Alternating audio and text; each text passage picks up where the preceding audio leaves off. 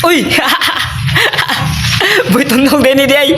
Na lang ko i-share. Gamay ra kay ni sangatan, gamay ra kay ni. Hangyo lang ko ninyo gud. Hangyo lang gud ta diri gud. Mangyo lang ko ninyo ba nga sa pagtan-awa ni hangtod katapusan ug paminaw. Basin day makakuha kag pagtulun-an ani. Basin day makatabang pud diya kanimo. No?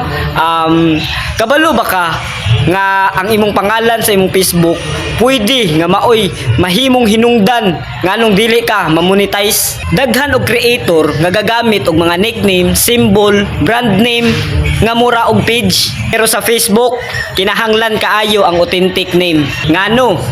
Una, trust and identity verification. Gusto man gud ni Facebook nga mahibal-an kung ikaw bagyud na kanang murag piki og brand ang imong name, muhinay ug munaog ang tiwala sa imoa sa system. Ug ang ikaduha, monetization ug ang payout. Kana man gumabot na ka sa stage nga musahod na ka, magsweldo na ka ba, dapat ang imong profile name ug ang imong ID magkatugma. Kung dili man gud pareho, pwede madili, pwede pud ma-reject ang imong sweldo. Ug ang ikatulo, account safety. Kana manggong mga account nga dili tinuod ang ilang pangalan, mao man gud kasagara ma-restrict ug pwede pud ma-disable ang imong account.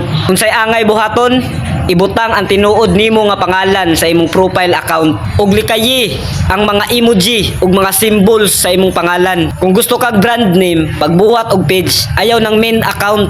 Ug seryoso ka sa imong pagka-creator ug gusto ta ma-monetize, magsugod ta sa basic.